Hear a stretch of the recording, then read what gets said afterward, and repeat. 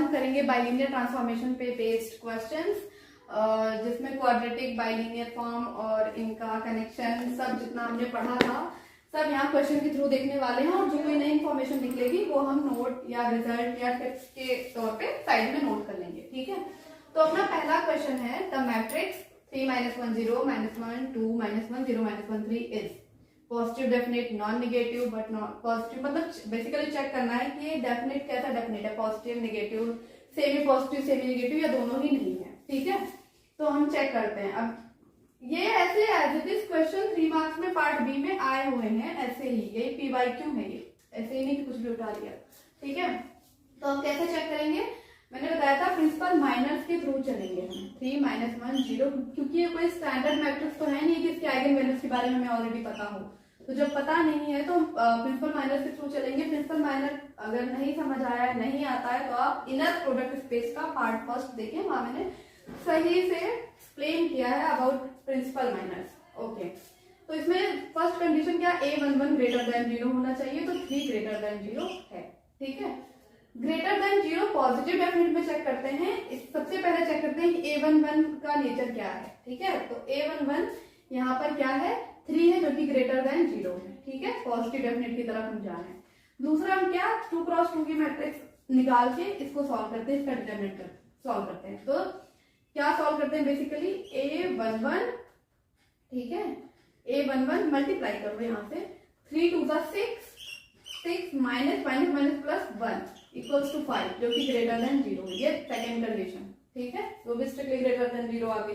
अब third condition check करेंगे। तो थर्ड कंडीशन में पहले 3 के रिस्पेक्ट में हम सॉल्व करेंगे, तो 3 कॉमन लिया, तो यहाँ बचेगा 6 - 1,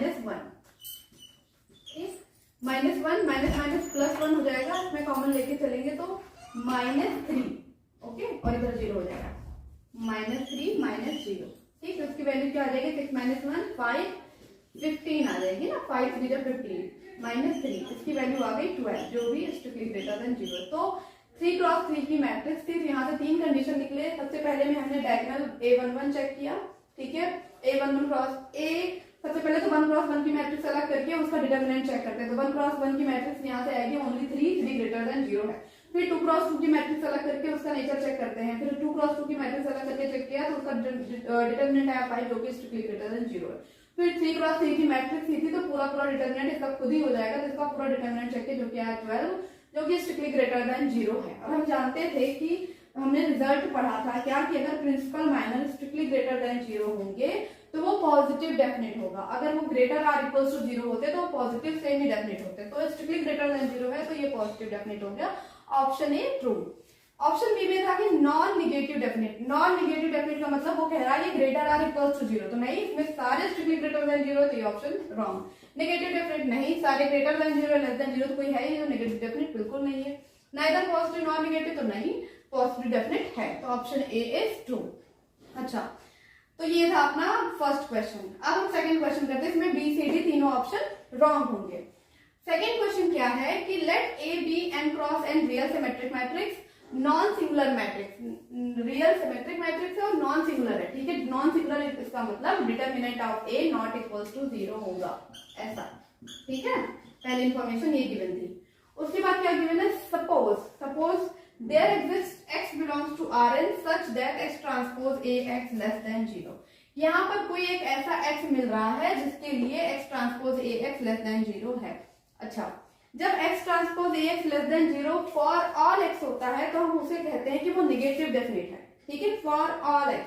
अच्छा, ये बाइलिनियर ट्रांसफॉर्मेशन वाले PYQ में बहुत ज्यादा ध्यान देना there exist और for all का, ठीक है। क्योंकि आप अगर ये there exist को नहीं माइंड करते हैं तो आपको लगेगा कि ये नेगेटिव डेफिनेट है और फिर आप उसी के रिगार्डिंग ऑप्शंस के बारे में सोचेंगे। क्योंकि यहाँ पे क्वेश्चन में क्या होता है, रिजल्ट में क्या था कि जब फॉर ऑल एक्स के लिए इसका x transpose Ax less than 0 होगा तब वो नेगेटिव डेफिनेट होगा। अदरवाइज देयर एग्जिस्ट के केस के लिए हम नहीं कह सकते कि वो नेगेटिव डेफिनेट है। यहाँ से तो बस एक ऐसा x मिला जिसके लिए वो x transpose Ax less than 0 है। तो यहाँ से कुछ कंक्लूजन नहीं निकलेगा कि कौन सा पॉजिटिव डेफिनेट है, नेगेटिव। यहाँ से कोई कंक्लूजन नहीं निकल रहा है, ठीक है। तो पहली इंफॉर्मेशन ये गिवन थी और दूसरी इंफॉर्मेशन ये गिवन है कि देयर एग्जिस्ट x, केवल एक x ऐसा मिल रहा है जिसके लिए x transpose Ax less than 0 है। ये बिल्कुल इंप्लाई नहीं करता है कि ए नेगेटिव डेफिनेट है, ये इंप्लाई नहीं करता है। ठीक है, ये दो इंफॉर्मेशन से ये दो चीजें निकल आई। अब ये कह रहा है कि क्या हम कंक्लूड कर सकते हैं, हम क्या क्या कंक्लूड कर सकते हैं उसके बारे में बात करेंगे। कि जो ए होगा, ऑप्शन ए में कह रहा है कि determinant of A less than 0 होगा, कि determinant of A less than 0 होगा। पक्का कोई जरूरी है, देख लेते हैं। ऑप्शन ए हमें क्या लेना है, नॉन सिंगुलर मैट्रिक्स लेना है, ठीक है, और कोई एक एक्स ऐसा होना चाहिए जिसके लिए x transpose x less than 0 होना चाहिए। ठीक है, तो हम एक्स ऐसा कुछ मान लेते हैं, -2 -3 और यहाँ पे 0 0 करके। ठीक है, इसका डिटर्मिनेंट निकालेंगे तो क्या आएगा, डिटर्मिनेंट नहीं, इसका वो निकालो, प्रिंसिपल माइनर निकालेंगे तो a11 कितना आया, -2 जो कि लेस देन 0 है। क्लियर। अब 2 क्रॉस 2 की मैट्रिक्स में टोटल सॉल्व करो, 2 3 जा 6 पॉजिटिव, ये ग्रेटर देन 0 है। समझ में आया। तो डिटर्मिनेंट ऑफ कितना निकलेगा, डिटर्मिनेंट ऑफ कितना निकला, 6। डिटर्मिनेंट कितना आया, 6, जो कि पॉजिटिव है। इस मैट्रिक्स का डिटर्मिनेंट क्या आया, 6, जहां पर एक ऐसा x मिल रहा है जिसके लिए x transpose x less than 0 है। एक तो नेगेटिव डेफिनेट मतलब एक ऐसा प्रिंसिपल माइनर मिल रहा है जिसके लिए जो नेगेटिव है, तो यहाँ पे कंडीशन फुलफिल कर रहा है। यहाँ पे कह रहा था कि एक x ट्रांसपोज x ऐसा मिलना चाहिए जो लेस देन 0 हो। हाँ, एक तो मिल रहा है कि लेस देन 0 है, लेकिन इससे ये इंप्लाई नहीं हो रहा है कि डिटर्मिनेंट लेस देन 0, क्योंकि देखो पूरे मैट्रिक्स का डिटर्मिनेंट तो 6 है जो कि ग्रेटर देन 0 है। हमने यहाँ पे कोई फिक्स नहीं था कि तुम्हें कितने क्रॉस कितने की मैट्रिक्स लेना है, हमने n = 2 लिया, 2 क्रॉस 2 की मैट्रिक्स के लिए सॉल्व किया। तो हम ये कह पा रहे हैं कि नहीं, कोई जरूरी नहीं है कि वो नेगेटिव, अगर हम कोई एक टर्म दिखा पा रहे नेगेटिव डेफिनेट तो उसका डिटर्मिनेंट नेगेटिव हो जाएगा, नहीं, हमने देख दिया ये काउंटर है। ठीक है, ओके। ऑप्शन बी क्या है कि b = -a, जो भी मैट्रिक्स a थी उसका नेगेटिव ले लेंगे तो जो मैट्रिक्स आएगी क्या वो पॉजिटिव डेफिनेट होगी। अच्छा, ऐसा तब होता जब a खुद, ये जो मैट्रिक्स a था ये फॉर ऑल x के लिए ऐसा नेचर दिखा रहा होता तो ये नेगेटिव डेफिनेट होता। तो इसका रिवर्स मतलब नेगेटिव करने पर ये पॉजिटिव डेफिनेट बन जाता। लेकिन कब, जब ये देयर एग्जिस्ट की जगह फॉर ऑल होता तब, है ना। यहाँ पे देयर एग्जिस्ट है, यही वाला काउंटर ले लो, कहाँ बन रहा है पॉजिटिव डेफिनेट, नहीं बन रहा है ना। एक लेस देन 0 आया, ग्रेटर देन 0 आया, बिल्कुल नहीं। और एज अ रिजल्ट भी जब for all x belongs to Rn, x transpose x is less than 0, then minus a का माइनस लेंगे, -a करेंगे, मतलब -a करके कोई और मैट्रिक्स बनेगी b, तो उसका x ट्रांसपोज x bx हमेशा ग्रेटर देन 0 आएगा, मतलब तब वो पॉजिटिव डेफिनेट बनेगा जब यहाँ पे फॉर ऑल x के लिए ऐसा नेचर होता। तो फॉर ऑल x के लिए अगर a का नेचर ऐसा होता तब हम कहते हैं कि ये पॉजिटिव डेफिनेट बन जाता है इसका नेगेटिव, लेकिन यहाँ फॉर ऑल के लिए नहीं है, इसलिए ये कैंसिल हो रहा है। ठीक है, थर्ड प्रॉपर्टी और फोर्थ प्रॉपर्टी में देयर एग्जिस्ट और फॉर ऑल का डिफरेंस है। फोर्थ में क्या है कि for all y belongs to Rn, y transpose a inverse y is less than 0। नहीं, कैसे होगा, जब भी फॉर ऑल, जब यहाँ खुद देयर एग्जिस्ट एक x के लिए ऐसा नेचर बता रहा है तो उसका रिवर्स करके हम फॉर ऑल के बारे में कैसे पूरा बता सकते हैं। काउंटर अगर हम नहीं भी लेते हैं तब भी कॉमन सेंस से इतना तो वेरीफाई हो ही रहा है कि डेफिनेशन का इनवर्स करके तब हम सोचेंगे जब देयर एग्जिस्ट की जगह पे फॉर ऑल, मतलब पूरे डेफिनेशन की बात की जा रही है। पूरे डेफिनेशन की बात हो ही नहीं रही है, पॉजिटिव डेफिनेट की बात हो ही नहीं रही है, बस ये दिख रहा है कि पॉजिटिव डेफिनेट जैसा है, जो कोई सिर्फ इतने पे ध्यान दे रहा होगा। लेकिन सबसे ज्यादा तो यहाँ ध्यान देना है, देयर एग्जिस्ट फॉर ऑल का कुछ तो मतलब होता है ना, नहीं तो फिर डेफिनेशन ऐसे होया करे नॉर्मली। देयर एग्जिस्ट से क्या होता है, काउंटर बनते हैं, है ना, अगर एक भी ऐसा मिल गया। और अगर डेफिनेशन होता है तो फॉर ऑल पे डिफाइन होता है। तो हम डायरेक्ट नहीं कह सकते कि y transpose a inverse y less than 0 हो जाएगा। ठीक है, फॉर ऑल के लिए तो नहीं होगा। हाँ, यहाँ पे एक ऐसा मिल जरूर जाएगा जिसके लिए लेस देन 0 हो जाएगा, जैसे यहाँ पर है। ठीक है, तो ये दोनों क्वेश्चन से हमने क्या सीखा। पहले तो हमने देखा कि अगर पूछ रहा हो कि कैसा डेफिनेट है, पॉजिटिव नेगेटिव सेम ही जैसा भी, तो हम सबसे पहले सॉल्व कर लेंगे, ऑप्शन के बारे में बाद में सोचेंगे, पहले हम एक एक करके सॉल्व कर लेंगे। अगर स्टैंडर्ड मैट्रिक्स नहीं है तो हम प्रिंसिपल माइनर्स के थ्रू जाएंगे। प्रिंसिपल माइनर्स अगर आपको नहीं आता है तो आप मेरा इनर प्रोडक्ट स्पेस का पार्ट 1 लेक्चर है वो आप जाके देखिए, वहां मैंने सही से एक्सप्लेन किया है अबाउट माइनर प्रिंसिपल माइनर्स। ठीक है, ये मैंने प्रिंसिपल माइनर्स की हेल्प से क्वेश्चन फर्स्ट किया है। ठीक है, तो ये पॉजिटिव डेफिनेट आ गया क्योंकि इसमें जितने भी प्रिंसिपल माइनर में जो 3 कंडीशन आई, तीनों स्ट्रिक्टली ग्रेटर देन 0 थी। अच्छा, प्रिंसिपल माइनर कितने कंडीशन होती है, अगर n क्रॉस n की मैट्रिक्स है तो n कंडीशन आएंगे। n क्रॉस n की मैट्रिक्स में पहले 1 क्रॉस 1 की मैट्रिक्स अलग करेंगे, फिर चेक करेंगे कि उसका नेचर क्या है। फिर 2 क्रॉस 2 की मैट्रिक्स अलग करेंगे, फिर चेक करेंगे उसका नेचर क्या है, nature in the sense determinant निकाल रहे हैं, ठीक है। फिर 3 क्रॉस 3 की n, 4 क्रॉस 4 की, इस तरह n क्रॉस n तक की मैट्रिक्स अलग कर करके उसका डिटरमिनेंट चेक करेंगे। तो 3 क्रॉस 3 से ज्यादा नहीं आता है, तो 3 क्रॉस 3 में क्या करना है कि पहले 1 क्रॉस 1 की मैट्रिक्स अलग करना है, ठीक है। जो 1 क्रॉस 1 की मैट्रिक्स बेसिकली सिर्फ A11 जो A11 एंट्री होती है ना, वही होती है 1 क्रॉस 1 की मैट्रिक्स। 2 क्रॉस 2 की मैट्रिक्स है, तो यहाँ से ऊपर से 2 क्रॉस 2 निकाल लो, ठीक है। 3 क्रॉस 3 तो ये पूरा ही हो गया। तो तीनों का डिटरमिनेंट चेक करना होता है, अगर वो ग्रेटर आर इक्वल टू 0 है, ग्रेटर देन 0 है, लेस आर इक्वल टू 0, जैसा भी उसका नेचर है उससे हम बताएंगे कि ये इसका नेचर क्या है, ये पॉजिटिव है, नेगेटिव है, सेम ही है, XYZ, ठीक है। तो यहाँ से हम चेक कर पाए कि ये पॉजिटिव डेफिनेट था। सेकंड में क्या हुआ, सेकंड क्वेश्चन ऐसा था कि डेफिनेशन बेस्ड क्वेश्चन था। यहाँ पे देयर एग्जिस्ट मतलब क्वेश्चन में कंफ्यूजन क्रिएट करने के लिए फॉर ऑल की जगह देयर एग्जिस्ट दे दिया और ऑप्शन ऐसे बनाए जो फॉर ऑल होता तब के लिए सही होता है ना। तो अगर कोई ध्यान से नहीं चले तो वो डायरेक्ट इसको सही करके आ जाएगा, b equals to -a is positive definite, इसको तो पक्का ही सही कर देगा क्योंकि उसको लगेगा कि ये नेगेटिव है तो इसका इनवर्स तो पक्का पॉजिटिव डेफिनेट हो जाएगा। लेकिन नहीं, इसका रिस्ट्रिक्शन भी तो चेक करते हैं ना कि कहाँ से इसका डोमेन क्या है, कहाँ डिफाइन हुआ। यहाँ देयर एग्जिस्ट की बात हो रही है और डेफिनेशन में फॉर ऑल की बात हो रही है, ठीक है। तो ये था 2 क्वेश्चन, अब हम आगे देखेंगे। ओके, तो अब हम नेक्स्ट क्वेश्चन करेंगे। नेक्स्ट क्वेश्चन क्या है कि which of the following real quadratic form on R square is positive definite। इसमें हमें चेक करना है कि कौन सा पॉजिटिव डेफिनेट है। अच्छा, क्वाड्रेटिक फॉर्म को जब हम मैट्रिक्स फॉर्म में लिखते हैं तो एक चीज ध्यान रखना है कि वो सिमेट्रिक फॉर्म में लिखना है, ठीक है, सिमेट्रिक फॉर्म में, ऐसे नॉर्मली नहीं लिखना है। तो जैसे हम ऑप्शन ए है, तो अगर इसको हम लिखने जाएंगे तो यहाँ है x y, ठीक है। तो x की तो कुछ वैल्यू है नहीं है, तो यहाँ हो जाएगा 0। x y और y x y की वैल्यू है 1, मतलब इसका कोफिशिएंट है 1, और y x करेंगे तो उसका भी कोफिशिएंट कुछ आना चाहिए क्योंकि सिमेट्रिक बाइलिनियर फॉर्म बनाना है हमें, मैट्रिक्स फॉर्म सिमेट्रिक में बनाना है, ठीक है। जब हमें सिमेट्रिक बनाना होता है तो मैंने इनर प्रोडक्ट वाले में डिस्क्राइब किया था कि क्या करते हैं कि इन दोनों वैल्यूज को ऐड करके बाई 2 करते हैं, जो आता है आउटपुट वो ही यहाँ पे पुट करते हैं। तो यहाँ पर 1 है तो 1 का हाफ पुट करेंगे, क्लियर, और y की वैल्यू 0 है, ठीक है। तो इस तरह से हम पहले सबसे सारी मैट्रिक्स बना लेते हैं, फिर उसका नेचर चेक करेंगे। सेकेंड वाला मैट्रिक्स कैसे बनाएंगे हम, सेकेंड मैट्रिक्स बनेगी x का कोफिशिएंट, मतलब x स्क्वायर है, मींस वो x का कोफिशिएंट वो हो जाएगा 1, y का कोफिशिएंट वो हो जाएगा 1 क्योंकि y स्क्वायर है, और x y का कोफिशिएंट है -1 जो कि हाफ डिस्ट्रीब्यूट हो जाएगा, ये हाफ, ठीक है। फिर option number C, option C में कैसे डिफाइन करेंगे, ये है x, ये है y, ये है x, ये है y, x की वैल्यू 1, y की वैल्यू 1, x y का कोफिशिएंट है 2 जो हाफ करके यहाँ डिस्ट्रीब्यूट होगा तो 1, ठीक है। ऑप्शन नंबर डी कैसे डिस्ट्रीब्यूट करेंगे, x y, इसका हम कैसे बनाएंगे, x स्क्वायर है, इट मींस x का कोफिशिएंट 1 है और x y का कोफिशिएंट 1 है जो कि हाफ डिस्ट्रीब्यूट होगा, ठीक है। तो इस तरह से हमने देखा कि किसी भी मैट्रिक्स को सिमेट्रिक मैट्रिक्स में कैसे लिखते हैं, जो उसके कोफिशिएंट होते हैं ना, डायगोनल एलिमेंट को छोड़ के बाकी कोफिशिएंट को ध्यान देना है, मतलब हाफ उसके करस्पॉन्डिंग वेरिएबल्स में करस्पॉन्डिंग एंट्रीज,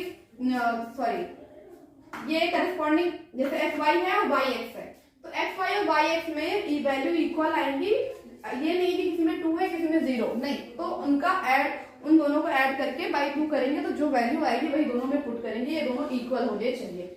इसको भी मैंने ठीक से इन प्रोडक्ट स्पेस के पार्ट 1 में एक्सप्लेन किया है कि कैसे हम किसी भी मैट्रिक्स को सिमेट्रिक मैट्रिक्स में चेंज करते हैं, ठीक है। ये तो था फर्स्ट स्टेप कि जब हम क्वाड्रेटिक फॉर्म में चेक करने जा रहे हैं कि पॉजिटिव डेफिनेट है कि नहीं है, तो ये पॉलिनोमियल फॉर्म में गिवन था, तो उसको हमने मैट्रिक्स फॉर्म में कैसे चेंज किया। अब हम देखेंगे कि पॉजिटिव डेफिनेट है कि नहीं है। तो पॉजिटिव डेफिनेट के लिए प्रिंसिपल मैथड के थ्रू जाएंगे क्योंकि ये सारे मैट्रिक्स कोई जनरल फॉर्म, कोई पर्टिकुलर फॉर्म नहीं है जो हम जानते हो कि हाँ कुछ आइगन वैल्यू क्या होता है, तो हम प्रिंसिपल मैथड के थ्रू जाएंगे। तो जब हम जाएंगे प्रिंसिपल मैथड के थ्रू तो 0, क्या 0 greater than, strictly greater than 0 होता है, नहीं होता है। तो ये बस एक ही ऑप्शन चेक किया, ये पॉसिबल नहीं था, इसलिए ये पहला वाला तो पॉजिटिव डेफिनेट नहीं है। दूसरा चेक करते हैं 1 ग्रेटर देन 1, हाँ ये तो स्ट्रिक्टली ग्रेटर देन 0 होता है। अब टोटल चेक करेंगे 1 1 जा 1 minus minus minus plus 1 minus half, half equals to half, हाँ हाफ भी स्ट्रिक्टली ग्रेटर देन 0 होता है। इट मींस ये पॉजिटिव डेफिनेट है क्योंकि इसमें दो कंडीशन आई थी, दोनों स्ट्रिक्टली ग्रेटर देन 0 है। थर्ड कंडीशन चेक करते हैं, थर्ड में 1 स्ट्रिक्टली ग्रेटर देन 0 है, हाँ 1 माइनस 1 0, 0 स्ट्रिक्टली ग्रेटर देन 0 है नहीं, इसलिए ऑप्शन सी भी सिमेट्रिक पॉजिटिव डेफिनेट नहीं है। ऑप्शन डी चेक करते हैं, ऑप्शन डी में क्या है, Q of X Y equals to X square plus X Y, इसको हमने चेंज किया, इसमें 1 स्ट्रिक्टली ग्रेटर देन 0 है, हाँ है 1 0 जा 0 1 0 में 0 माइनस 1/4, ये स्ट्रिक्टली ग्रेटर देन 0 नहीं है, लेस देन 0 है, तो इसलिए ये पॉजिटिव डेफिनेट नहीं है, तो इसमें ऑप्शन बी ट्रू हुआ। ठीक है, तो इस तरह हम चेंज करते हैं क्वाड्रेटिक फॉर्म को मैट्रिक्स में, वो भी नॉर्मल मैट्रिक्स में नहीं, सिमेट्रिक मैट्रिक्स में चेंज करेंगे। सिमेट्रिक मैट्रिक्स में चेंज करने के बाद हम देखेंगे कि पॉजिटिव डेफिनेट है कि नहीं है। इनर प्रोडक्ट स्पेस में भी मैंने बताया था कि इनर प्रोडक्ट स्पेस जब चेक करना होता है तो सबसे पहले क्या करते हैं, इनर प्रोडक्ट स्पेस में दो तरीके क्वेश्चन आते हैं, डेफिनेशन बेस्ड क्वेश्चन होते हैं, मैट्रिक्स बेस्ड क्वेश्चन होते हैं। जो मैट्रिक्स बेस्ड क्वेश्चन होते हैं उसमें हम क्या करते थे कि सबसे पहले मैट्रिक्स बनाते थे, मैट्रिक्स बनाने के बाद हम उसको देखते थे कि सिमेट्रिक है कि नहीं है। तो इनर प्रोडक्ट स्पेस की खासियत क्या है, इसकी प्रॉपर्टी क्या है, वो ऑलरेडी सिमेट्रिक फॉर्म में गिवन होते थे और क्वाड्रेटिक फॉर्म में चेंज करना होता है सिमेट्रिक फॉर्म में, तो इस तरह से चेंज करेंगे। चेंज करना मैंने वहां भी सिखाया है। चेंज करने के बाद फिर थर्ड स्टेप होता था देखना कि पॉजिटिव डेफिनेट है कि नहीं है। जब वो तीनों कंडीशन फुलफिल हो जाती थी तब हम कहते थे कि ये इनर प्रोडक्ट स्पेस है। वैसे यहाँ पे क्वाड्रेटिक फॉर्म को चेक करना था पॉजिटिव डेफिनेट है कि नहीं है, तो हमने ये मैट्रिक्स को चेंज किया, हमने इस पॉलिनोमियल्स को चेंज किया सिमेट्रिक मैट्रिक्स में, फिर पॉजिटिव डेफिनेट वाली डेफिनेशन लगा के हमने चेक कर ली कि ये पॉजिटिव डेफिनेट है या नहीं है। क्लियर? ओके,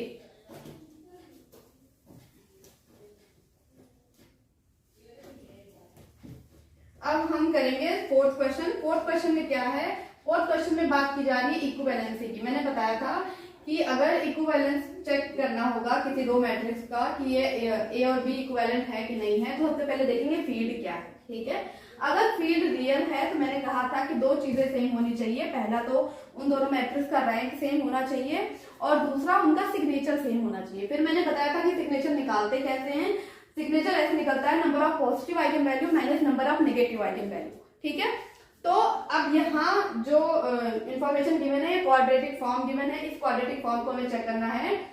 ओके, मैंने भी कहा था ए और बी को इक्विवेलेंट दिखाना, नहीं क्वाड्रेटिक फॉर्म्स कैसे इक्विवेलेंट है उसकी बात हो रही। क्वाड्रेटिक फॉर्म्स तब इक्विवेलेंट होंगे जब फील्ड आर है, तो जब रैंक इक्वल है और सिग्नेचर इक्वल है तो क्वाड्रेटिक फॉर्म इक्वल होंगे, मतलब इक्विवेलेंट होंगे। और जब फील्ड सी है तो सिर्फ ये देखेंगे कि रैंक इक्विवेलेंट है क्या, रैंक सेम है क्या। जब रैंक सेम हो जाएगी तो ऑन सी पर वो इक्विवेलेंट हो जाएंगे। अब यहाँ पर जैसे सिर्फ क्वाड्रेटिक फॉर्म गिवन है और उसके बाद पूछा जा रहा है इक्विवेलेंस, तो हम इसमें कैसे पता कर पाएंगे कि इसकी आइगन वैल्यूज क्या है, और जब आइगन वैल्यूज नहीं पता होगा तो सिग्नेचर कैसे पता करेंगे, कंफ्यूजन ये होती है ना। तो सबसे पहले तो हमें परेशान नहीं होना, फील्ड आर गिवन है, इट्स ओके। हमें क्वेश्चन स्टार्ट करना है क्योंकि जब ये क्वेश्चन जब बनाया जाता है तो वेल डिफाइंड तरीके से बनाया जाता है। जब क्वेश्चन में आइगन वैल्यू निकालने जैसी कुछ कंडीशंस होंगी तब तो निकालेंगे, अदरवाइज सिर्फ रैंक से काम चल रहा होगा तो सिर्फ रैंक पे चलाएंगे। सिर्फ क्वेश्चन देके डर नहीं जाना है कि इसमें हम सिग्नेचर कैसे निकालेंगे, क्या पता सिग्नेचर की जरूरत ही ना पड़े, है ना। तो सबसे पहले क्वेश्चन करना स्टार्ट करना, फिर बाद में देखेंगे कि रियल है तो सिग्नेचर भी चेक करना है, तो इसमें आइगन वैल्यू कैसे निकालेंगे। ठीक है, बस हाँ दिमाग में रखना है कि अगर कॉम्प्लेक्स है तो सिग्नेचर के बारे में बिल्कुल नहीं सोचेंगे, रियल है तो सिग्नेचर के बारे में सोचेंगे, लेकिन हो सकता है कि दो केस में रैंक ही इक्वल ना है तो तीसरा केस तो पक्का पॉसिबल होगा। ठीक है, अब हम शुरू करते हैं। तो हम Q1 जब बनाएंगे तो Q1 कैसा आएगा, Q1 में सिर्फ x y है, ये रहा x, ये रहा y, ये रहा x, ये रहा y, तो सिर्फ x y का कोएफिशिएंट है x y। ठीक है, तो x y यहाँ पे हाफ हाफ आ जाएगा और ये दोनों 0 0। क्लियर, ये अपना रहा Q1। Q2 कैसे बनेगा, ये x, ये y, x y। ठीक है, Q2 कैसे बनेगा, x स्क्वायर मतलब 1, x y मतलब हाफ, नहीं x y का कोएफिशिएंट है 1 तो 1 1 यहाँ दोनों जगह आ जाएगा और y स्क्वायर 1। क्लियर। Q3 कैसा है, Q3 इक्वल्स टू यहाँ पे अगर हम x y के टर्म में पहले, और हाँ ध्यान रखना है ना, ज्यादा स्मार्ट नहीं बनना है कि अब हमें तो आ गया हम ऐसे लिख लेंगे, नहीं। जब भी लिखने जाओ ना क्वाड्रेटिक फॉर्म को, जब भी मैट्रिक्स में चेंज करने जाओ तो ये एक्स वाई जिस भी वेरिएबल में गिवन है उसको चेंज कर लेना, एक बार लिख लेना, ठीक है। थोड़ा सा लिखने से टाइम नहीं वेस्ट होगा, लेकिन ना लिखने से क्वेश्चन रॉन्ग होने की पूरी पॉसिबिलिटी है, तो ठीक है। ज्यादा शॉर्टकट नहीं मारना, ये मेथड है, इसी मेथड से चलेंगे, क्योंकि डायरेक्ट इसमें वैल्यू पुट करनी नहीं होती। यहाँ पे एक्स वाई के जो कोफिशिएंट होते हैं उनका हाफ करना पड़ता है जब हम वाई एक्स में लिख रहे होते हैं, तो इस पे कंफ्यूजन हो जाएगी, क्वेश्चन रॉन्ग हो जाएगा, तो प्रॉपर लिख लेना है, ठीक है। डायरेक्ट एंट्री नहीं पुट करनी है। एक्स स्क्वायर का कोफिशिएंट 1, इसका 3 है तो 3/2 दोनों में पुट करेंगे, और वाई स्क्वायर का 2। अब हम शुरू करते हैं इसका रैंक निकालना। सबसे पहले रैंक निकल जाएगा, फिर हम सिग्नेचर के बारे में सोचेंगे, ठीक है। रैंक क्या है, इसकी रैंक क्या है, Q1 की रैंक है 2। रैंक ऑफ Q1 क्या निकला है, खुद ही देख लो 2, क्योंकि भाई इसको हटा तो सकते नहीं है, ओके। रैंक ऑफ Q2 निकालो। रैंक ऑफ Q2 ये पूरा इससे सब्ट्रैक्ट हो जाएगा, सिर्फ 1 बचेगा, तो रैंक ऑफ Q2 आ जाएगा 1, ठीक। रैंक ऑफ Q3 निकालो, इसको हम सॉल्व कर लेते हैं, ठीक है।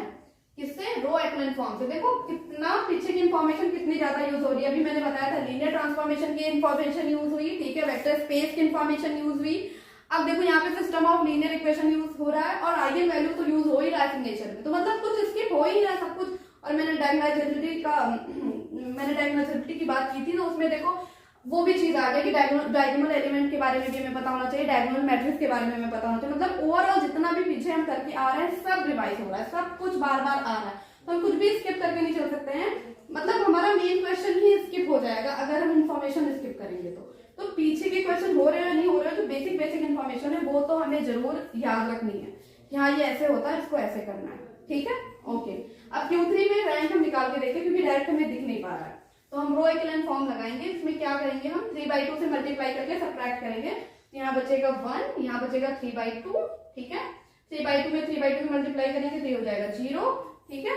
इसमें 3/2 से मल्टीप्लाई करके 2 से सब्ट्रैक्ट करना है, तो 2 - 9/4 हो जाएगा, है ना। 3 3 9/4, 4 2 8, 8 में से 9 जाएगा -1/4, ठीक। तो इसका भी रैंक कितना आ रहा है, 2। रैंक ऑफ Q3 भी कितना आ गया, 2। तो Q1 और Q3 का रैंक 2 है, Q2 का रैंक 1 है। अब हम देखते हैं इतने से हम कितने ऑप्शन डिस्कार्ड कर पा रहे हैं। पहला ऑप्शन है कि क्या Q1 is equivalent to Q2, बिल्कुल नहीं, क्योंकि इनका तो रैंक ही अलग है, इसका 2 है इसका 1 है, तो ये तो नहीं होगा, क्योंकि पहली कंडीशन होती है कि रैंक इक्वल होनी चाहिए, उसके बाद हम सिग्नेचर चेक करते हैं। तो यहाँ से ऑप्शन तो गया।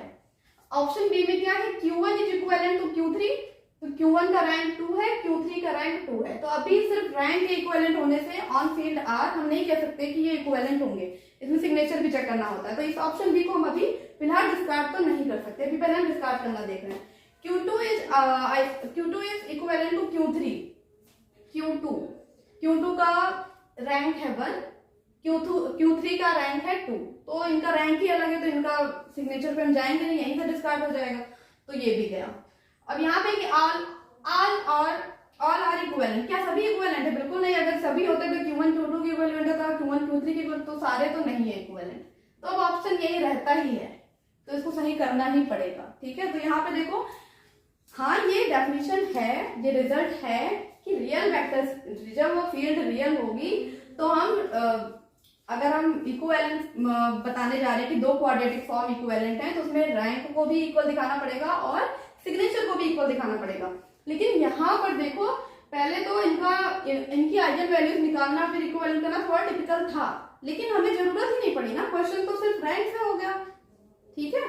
तो इस तरह होता है कि चीजें कभी कभी हमें पूरी पता होनी चाहिए, लेकिन जरूरी नहीं है कि सारी की सारी इन्फॉर्मेशन किसी क्वेश्चन में लग जाए, ठीक है। तो पहले ही पैनिक नहीं हो जाना है कि इस क्वेश्चन को हमें स्टार्ट ही नहीं करना है, क्योंकि हम तो आइगन वैल्यूज के बारे में सोच ही नहीं पाएंगे, तो हम क्यों जा रहे हैं, क्योंकि इसमें तो सिग्नेचर निकालना है। नहीं, तुम्हें स्टार्ट करो, क्वेश्चन ऐसा है तो सभी के लिए मुश्किल होगा, सभी के लिए इजी होगा, जैसा भी होगा, तो तुम स्टार्ट करो, क्या पता जरूरत ही ना पड़े, है ना। और 90% केस में यही होता है कि क्वेश्चन से नहीं पैनिक होना, अगर तुमने उसकी सारी इन्फॉर्मेशन कलेक्ट कर ली है तो वो क्वेश्चन तुमसे हो जाएगा, और तुमसे नहीं होगा तो फिर किसी से नहीं होगा, ठीक है।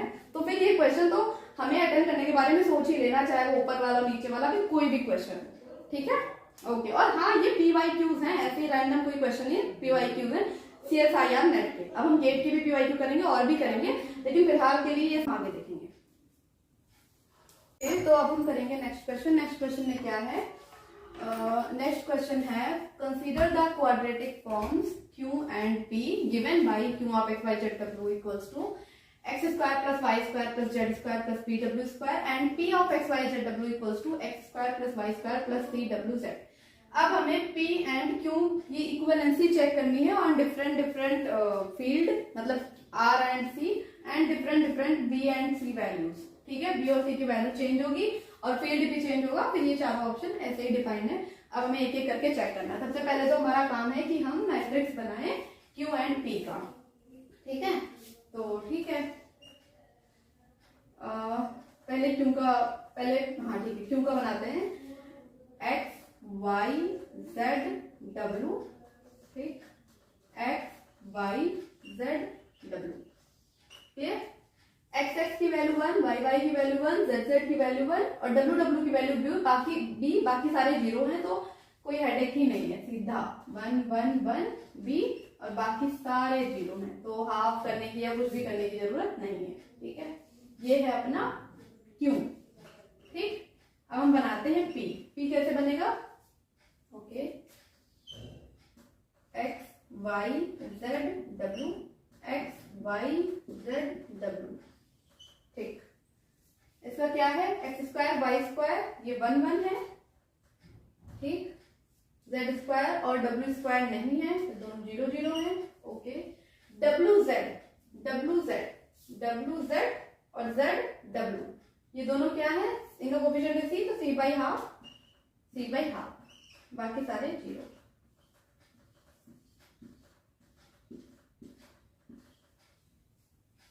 क्लियर? ये है अपनी मैट्रिक्स। ये P की मैट्रिक्स है, वो Q की मैट्रिक्स है। अब हमें चेक करना है कि क्या ये इक्विवेलेंट है या नहीं। ठीक है, P and Q are equivalent over C if B and C are non-zero complex numbers। सबसे पहले अगर इक्विवेलेंसी चेक करनी है C के ऊपर, तो हमें सिर्फ रैंक निकालना होता है। इसका रैंक क्या आएगा? 1 2 3। B को क्या, अगर B 0 हो जाए तो रैंक हो जाएगी 3, लेकिन यहाँ पे बोला गया है B and C are non-zero complex number, तो कुछ भी होगा B की वैल्यू, कुछ भी हो, तो ये रैंक पे तो कोई इफेक्ट होगा नहीं। तो रैंक ऑफ Q तो 4 आएगी, पूरा 4। ठीक है, in case of B not equals to 0, C भी नॉट इक्वल्स टू 0 गिवन है। ठीक है, C भी नॉट इक्वल्स टू 0 गिवन है, इसकी भी रैंक 4 है। तो ऑप्शन ए की अगर हम बात करें, तो rank of Q and rank of P, ये दोनों क्या है? फुल है, 4 इक्वल है। तो रैंक के इक्वल होने से ही अगर हम C पर डिफाइन कर रहे होते हैं क्वाड्रेटिक फॉर्म, तो वो इक्विवेलेंट हो जाते हैं। ठीक है, तो option A is true. Clear? Option B क्या है? If P and Q are equivalent over R, ठीक है, if B and C are non zero real numbers. क्या ये इक्विवेलेंट ओवर R होंगे जब B और C non zero real number है? अच्छा, नॉन जीरो है मान लिया, तो इनकी रैंक तो फर्क पड़ेगा नहीं, क्योंकि नॉन जीरो है तो रैंक तो यही आएगी। ऑप्शन बी की अगर बात करें तो रैंक तो ऑप्शन ए जैसा ही आएगा, इक्वल एंड 4। ठीक है, अब हम देखते हैं कि क्या इनके सिग्नेचर के बारे में हम क्या बात कर पाएंगे। ये रही सिग्नेचर के बारे में कब हम बात करते हैं, जब हमें आइगन वैल्यूज के बारे में इंफॉर्मेशन होती है। वैसा तो है नहीं कि सारे क्वेश्चन सिर्फ रैंक से सॉल्व हो जाएंगे। तो पिछला क्वेश्चन ऐसा था कि हाँ, वहां पे निकालना भी मुश्किल था और जरूरत भी नहीं पड़ी, तो हो गया अपना सॉल्व, लेकिन यहाँ नहीं हो पाएगा। ठीक है, यहाँ तो निकालना पड़ेगा। ठीक है, तो बी सी को सिर्फ नॉन जीरो बोला गया और कुछ नहीं बताया गया। तो पहले इसकी आइगन वैल्यूज निकालते हैं। तो क्यों एक डायगोनल मैट्रिक्स है, तो इसकी आइगन वैल्यूज जो डायगोनल एलिमेंट है वही हो जाएंगे, मतलब 3 बार 1 1 1 1 और 1 बार बी। अब वो बी यहाँ पे बोला गया है नॉन जीरो है, तो जीरो तो नहीं है, वो पॉजिटिव भी हो सकता है, नेगेटिव भी हो सकता है। तो अगर हम आइगन वैल्यूज ऑफ क्यू बात करें तो है 1 1 1 और बी। ठीक, और आइगन वैल्यूज ऑफ पी बात करें तो यहाँ पर है C/2। तो ये हमें ध्यान रखना है कि जो इस टाइप की मैट्रिक्स होती है जिसमें ऊपर तो 2 में आइडेंटिटी 1 0 0 0 1 0 होता है, यहाँ पे 0 0 अल्फा 0 0 अल्फा 0 है, तो उसकी आइगन वैल्यू होती है उस मैट्रिक्स की 1 1 माइनस प्लस माइनस अल्फा, मतलब 1 1 अल्फा कॉमा माइनस अल्फा। ये मतलब हिंट के लिए याद कर लो कि ऐसी मैट्रिक्स जब भी दिखेगी तो उसकी आइगन वैल्यू में याद रखना है कि 1 1 यहाँ पे कुछ भी होता अल्फा और कोई भी वैल्यू होती तो प्लस माइनस अल्फा, तो यहाँ पे प्लस माइनस C/2 हो जाएगा। ठीक है, अगर हम लिखें eigen values of P equals हो जाएगा 1 1 1 sorry 1 1 c/2 minus c/2। Clear? इसकी आइगन वैल्यू ये हो गई। अब क्या इंफॉर्मेशन है कि बी और C are non zero real number, B और C non zero real number हैं, तो क्या ये आर पर इक्विवेलेंट हो जाएंगे? तो आर पर इक्विवेलेंट होने के लिए क्या सिग्नेचर इक्वल होना चाहिए? सिग्नेचर का मतलब number of positive eigen value minus number of negative eigen value. तो अगर हम सिग्नेचर ऑफ क्यू निकालें, ठीक है, तो सिग्नेचर ऑफ क्यू में क्या होगा कि बी पॉजिटिव भी हो सकता है, बी नेगेटिव भी हो सकता है, ठीक है। तो जब बी पॉजिटिव होगा तो इसका सिग्नेचर आ जाएगा 4 माइनस 0, इसका मतलब 4, क्योंकि पॉजिटिव आइगन वैल्यू हो गई 4 और नेगेटिव आइगन वैल्यू कुछ भी नहीं है तो 0, तो 4 माइनस 0 कितना हो जाएगा 4, इसका सिग्नेचर आ जाएगा 4। और इसका अगर हम सिग्नेचर चेक करें तो मान लिया कि सी पॉजिटिव है, ठीक है, तो c/2 भी पॉजिटिव होगा, तो 3 पॉजिटिव हो गया और ये तो नेगेटिव होगा ही, जो माइनस का साइन लगा होगा। अगर हमने सी को नेगेटिव लिया तो ये नेगेटिव रहेगा, नेगेटिव और नेगेटिव ये पॉजिटिव हो जाएगा, तो इसका सिग्नेचर हर हाल में 3 माइनस 1 मतलब 2 आएगा, और इसका सिग्नेचर कितना आ रहा है 4, तो इनका सिग्नेचर अलग है, इसलिए ये आर पर तो इक्विवेलेंट नहीं होने वाले। क्लियर? कैसे नहीं होने वाला मैं बता रही हूं कैसे। अगर हम सिग्नेचर ऑफ क्यू की बात करें, सिग्नेचर ऑफ क्यू, जब बी पॉजिटिव है या बी नेगेटिव, अगर बी नेगेटिव होगा तो 3 माइनस 1 2 हो जाएगा, जब बी पॉजिटिव है तो 4 होगा। यहाँ पे बी फिक्स नहीं है ना, उसको सिर्फ नॉन जीरो बोला गया है, उसकी वजह से जब बी, और यहाँ पर चाहे सी नेगेटिव लो चाहे सी पॉजिटिव लो, दोनों केस में इसका सिग्नेचर कितना आ रहा है 2, और यहाँ पर जब बी नेगेटिव है तो इसका सिग्नेचर 2 आ रहा है, जब बी पॉजिटिव है तो इसका सिग्नेचर 4 आ रहा है। तो देख लेते हैं, जब b ग्रेटर देन 0 तो सिग्नेचर क्या हो जाएगा, तो सिग्नेचर हो जाएगा 4 माइनस 0, मतलब number of positive eigen value, ये 3 तो 1 1 1 तो पॉजिटिव है ही, एक ये भी पॉजिटिव हो जाएगा, 4 माइनस 0 4 हो जाएगा। जब b नेगेटिव है, b लेस देन 0 है, तो आइगन वैल्यू ये 3 पॉजिटिव है, एक नेगेटिव है, तो 4 माइनस 1 इसकी आइगन वैल्यू, इसका सिग्नेचर हो जाएगा 3। इसका सिग्नेचर फिक्स नहीं है, b के पॉजिटिव और नेगेटिव होने पर चेंज हो रहा है, जबकि इसका आइगन वैल्यू ऑफ p में अगर हम c पॉजिटिव ले या नेगेटिव ले, सिग्नेचर ऑफ p तो सेम रहने वाला है, 3 माइनस 1 2, सिग्नेचर ऑफ p हमेशा 2 रहेगा, जबकि यहाँ पर एक बार सिग्नेचर ऑफ क्यों एक बार 4 आ रहा है, एक बार 3 आ रहा है, तो 2 के इक्वल तो कभी आ ही नहीं रहा है, तो इसलिए ये ऑप्शन बी रॉन्ग है, क्योंकि यहाँ पे r पर इक्विवेलेंसी दिखानी थी, और r पर इक्विवेलेंट दिखाने के लिए हमें सिग्नेचर इक्विवेलेंट दिखाने होते हैं, तो यहाँ पर सिग्नेचर तो इक्वल नहीं है। ठीक है, ऑप्शन सी क्या है, if p and q are equivalent over r, if b and c are non-zero real numbers with b negative, b को नेगेटिव बोल दिया गया, जब b को नेगेटिव बोल दिया और नॉन जीरो भी बोल दिया, ठीक है, जब b को नेगेटिव बोल दिया तो इसकी आइगन वैल्यू कितनी हो जाएगी, चेक लिख लेते हैं, इसका सिग्नेचर निकाल लेते हैं।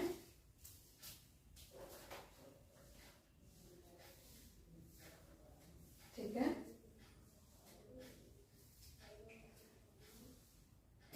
ठीक है, तो सिग्नेचर ऑफ P कितना हो जाएगा, sorry signature of Q, signature of Q कितना हो जाएगा, 3 पॉजिटिव आइगन वैल्यू है तो 3, और B को नेगेटिव बोला है ना यहाँ पर, B नेगेटिव, तो 3 माइनस 1 तो हो जाएगा 2।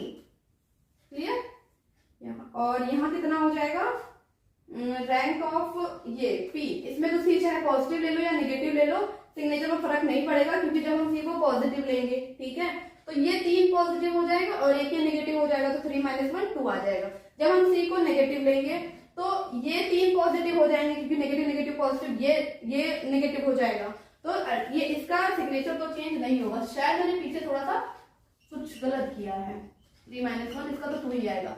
पीछे मैंने कहा था कि B अगर पॉजिटिव होगा तो इसकी रैंक आएगी 4, B अगर नेगेटिव होगा तो इसकी रैंक आएगी 3 माइनस 1 2।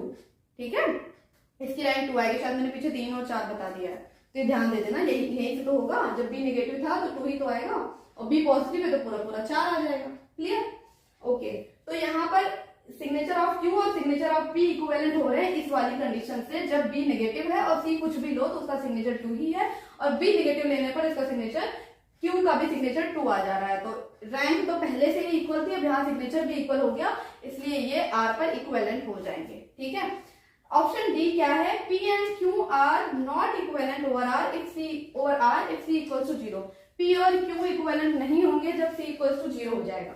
अच्छा, जब सी हमने जीरो कर दिया, तो सी हमने अगर जीरो कर दिया तो देखो यहाँ पर क्या हो जाएगा कि इसकी रैंक आ जाएगी 2। ठीक है, देख लेते हैं फिर से। देखो चीजें समझना है, फिर अपने से सॉल्व करने की कोशिश करना है।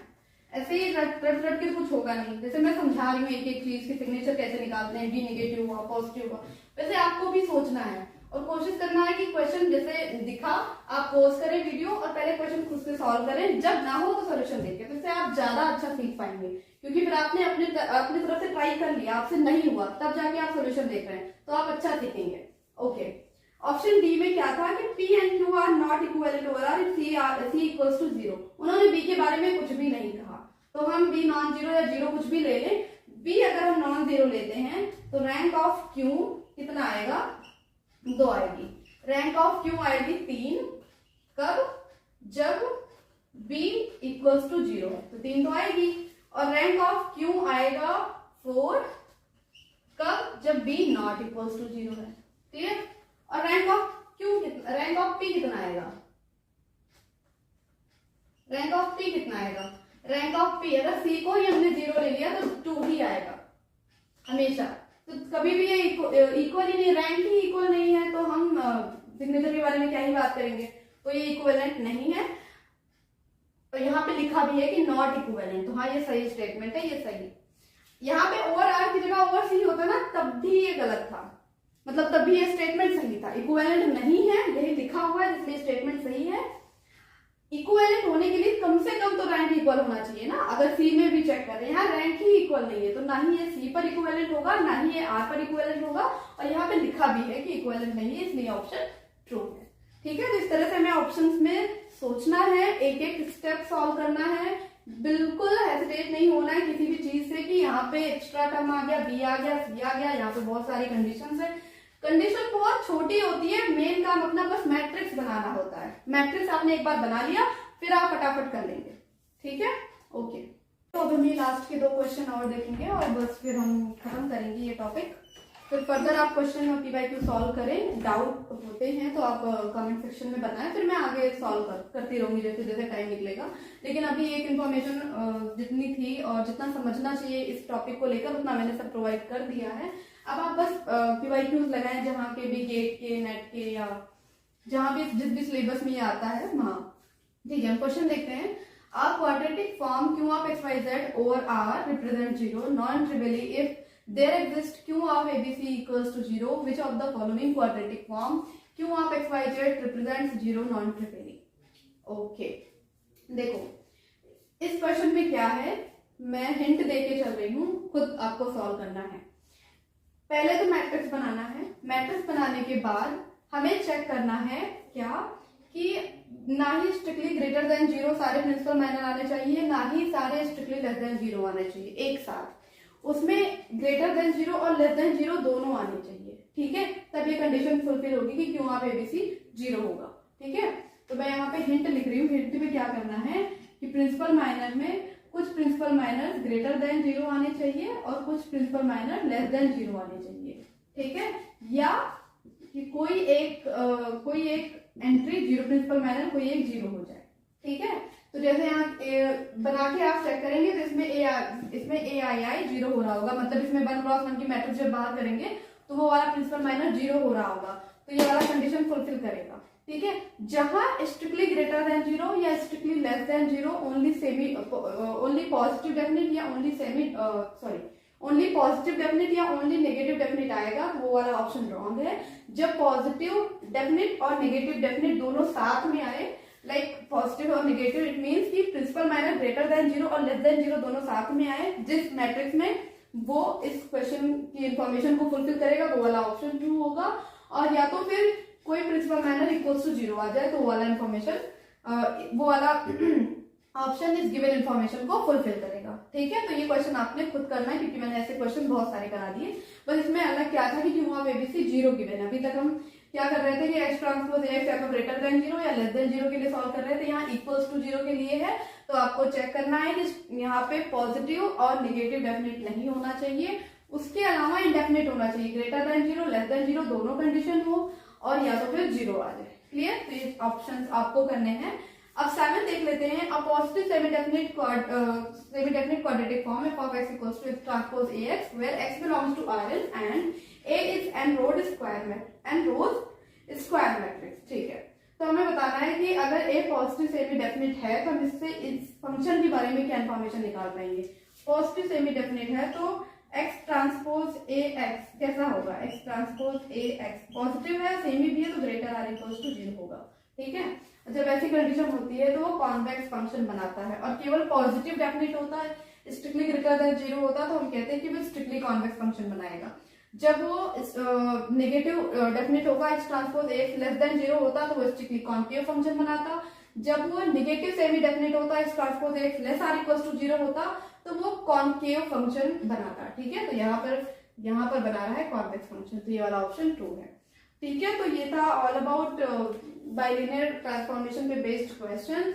अब आप और PYQs करें, और क्वेश्चन करें, असाइनमेंट करें, बुक के क्वेश्चन सॉल्व करें, जहां से भी क्वेश्चन मिलते हैं अब आप करें, फ्रीली करें। कोई इन्फॉर्मेशन ऐसी नहीं है जो आप तक नहीं पहुंची है, आप तक डिलीवर्ड नहीं हुई, आपको सब पता है। अब आप अगर नहीं कर पा रहे हैं, क्वेश्चन में पेपर में क्वेश्चन नहीं अटेम्प्ट हो रहे हैं, तो सीधा सा रीजन है कि आपने क्वेश्चन प्रैक्टिस नहीं की है। क्योंकि सिर्फ इन्फॉर्मेशन पता होने से हम कोई एग्जाम को क्रैक कर नहीं लेते, तो हमें क्वेश्चन PYQs जहां से भी क्वेश्चन लगे वो करना तो पड़ेगा। ठीक है, तो बस अब आपको क्वेश्चन करने हैं इस पर बेस्ड, बस। Okay, thank you so much.